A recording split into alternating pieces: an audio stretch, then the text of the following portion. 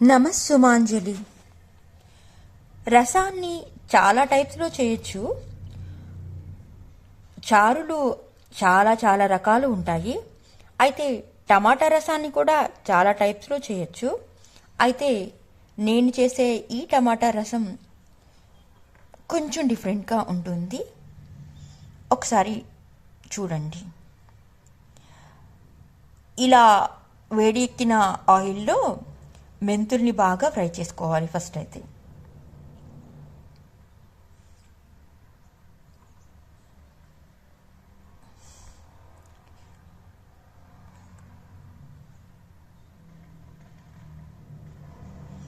ఇప్పుడు సాయి మినపప్పు,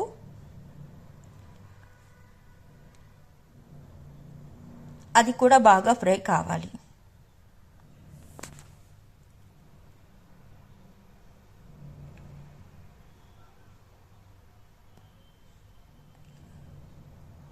అది బాగా వేగాక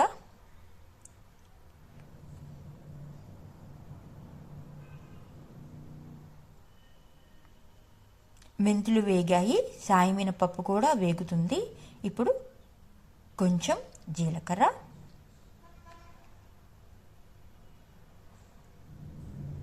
కొంచెం ఆవాలు వేసి ఫ్రై చేసుకోవాలి.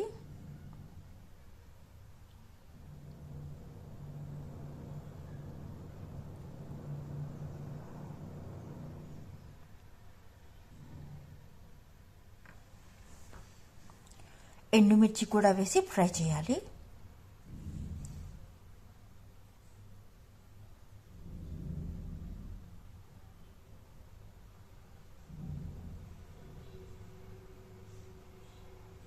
ఇప్పుడు అన్నీ రెడీ చేసి పెట్టుకున్నాను కదా, వెల్లుల్లిపాయలు, పచ్చిమిర్చి, అవన్నీ వెల్లుల్లిపాయలు వేయాలి. ఈ టమాటా రసంలోకి ఆనియన్స్, ఈ పచ్చిమిర్చి కూడా మళ్ళీ బాగా మగ్గించుకోవాలి.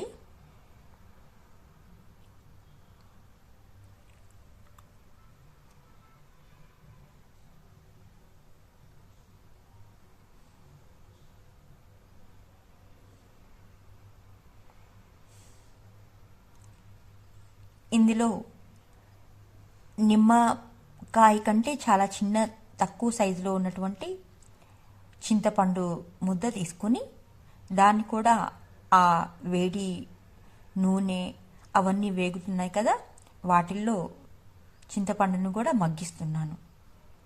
అది మెత్తగా గుజ్జులా అవ్వాలి. అందుకోసం ఈ తాలింపులోని ఆ చింతపండుని వేశాను. చింతపండు కూడా మెత్తగా అయిపోతుంది. ఈ టమాటా చారుకి 3 టమాటాలు అయితే సరిపోతాయి. తగినన్ని పచ్చిమిర్చి, ఎండుమిర్చి అన్నీ వేసుకున్నాం కదా, 3 టమాటాలు అయితే సరిపోతాయి. ఒక చిన్న ఆనియన్ కూడా వేశాను. చింతపండు చూసారా చక్కగా ఉడుకుతుంది. ఇదంతా కూడా మనకి పైకి రావాలన్నమాట, నూనె తేలి చక్కగా మగ్గి. ఇప్పుడు టమాటాలు సన్నగా తరిగి పెట్టుకొని ఆ 3 టమాటాలని అయితే నేను ఈ బాగా ఫ్రై అయిన తాలింపులో వేశాను. ఇప్పుడు ఈ టమాటాలు కూడా బాగా మగ్గించాలి. ఎంత బాగా అంటే చాలా దగ్గరికి మగ్గిపోవాలి.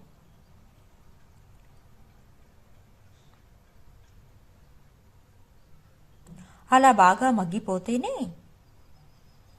చారుకి మంచి టేస్ట్ వస్తుంది.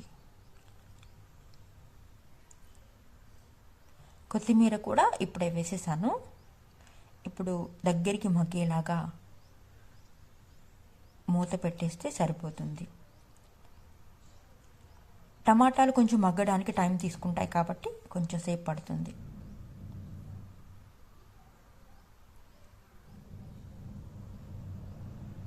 టమాటా, కొత్తిమీర ఆ తాలింపులో, ఆ చింతపండు గుజ్జులో మగ్గుతూ చాలా మంచిగా అనిపిస్తుంది అన్నమాట. ఇందులో కొంచెం పసుపు కూడా వేసేస్తున్నాను.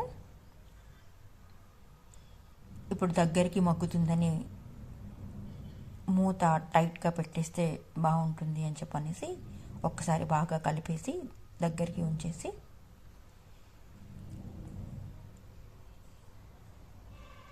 అప్పుడు మూత పెట్టి ఒక 5 minutes వదిలేస్తానన్నమాట.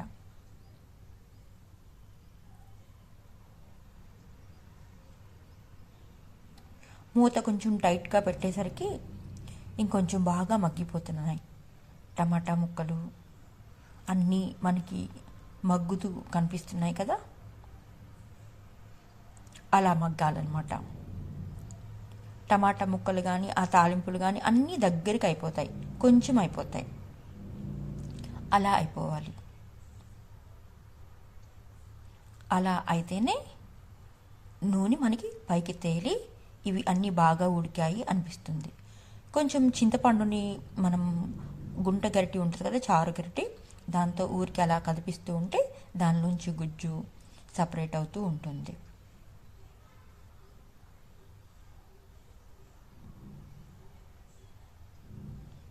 చాలా చాలా దగ్గరికి అయిపోయింది చూసారా. టమాటా కూడా ఎక్కడ పీస్ అనేది లేకుండా దగ్గరికి ఉడికిపోతుంది. ఎంత దగ్గరికి ఉడుకుతుందో చూడొచ్చు, అంతసేపు ఉడికించాల్సి ఉంటుంది.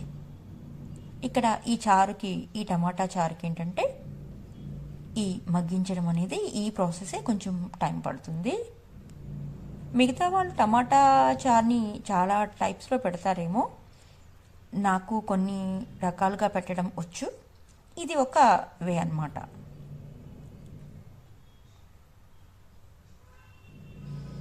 ఇలా కూడా ఒక డిఫరెంట్ స్టైల్ ఉంటుంది.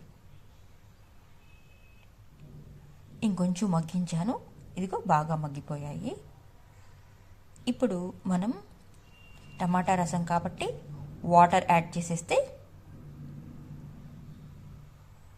మనకి ఎంత రసం పెట్టుకోవాలి అనుకుంటున్నామో అంత వాటర్ని, ఆ వాటర్ని ఎలా పోసాము అంటే మనం 3 టమాటాలు తీసుకున్నాం, చింతపండు ఎంత తీసుకున్నాం, తాలింపులు ఎంతెంత వేసాం అనే దాన్ని కూడా మైండ్లో పెట్టుకొని మనం వాటర్ని అయితే యాడ్ చేయాల్సి ఉంటుంది. ఇప్పుడు ఇందాకడ మగ్గేటప్పుడు ఉప్పు వేయలేదు, ఇప్పుడు నీళ్లు పోసాకే వేస్తున్నా, అప్పుడు కరెక్ట్గా తెలుస్తుంది. అందులో మనకి ఉన్న క్వాంటిటీ అనేది ఇప్పుడు క్లియర్గా అర్థమవుతుంది. కాబట్టి ఇప్పుడు వేయాలన్నమాట గడ్డలుప్పుని. మన ఇష్టం, సాల్ట్ అయినా వేసుకోవచ్చు. నాకు ఒక్కసారిగా కరెక్ట్గా వచ్చేసేయాలి వేయాలి అంటే నేను అలా చేత్తో గడ్డలు ఉప్పు వేస్తేనే నాకు బాగుంటుంది. నాకు అలా అలవాటు అనమాట. ఓన్లీ ఫ్రైస్కి మాత్రమే నేను సాల్ట్ వాడతాను. ఇప్పుడు గడ్డలుప్పే వాడతాను.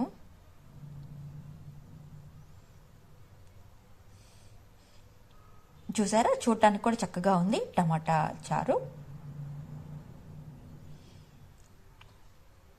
ఇలా నీళ్ళది పోసిన తర్వాత కూడా బాగా మరిగించాలి. ఇప్పుడు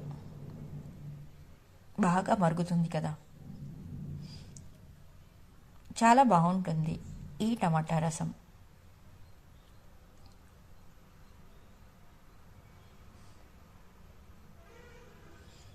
ఇన్ని నీరు కాబట్టి ఆ పచ్చిమిర్చి కారం కానీ అన్నీ సరిపోతాయి కరెక్ట్గా.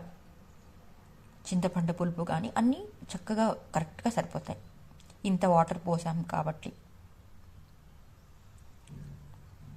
Thank you.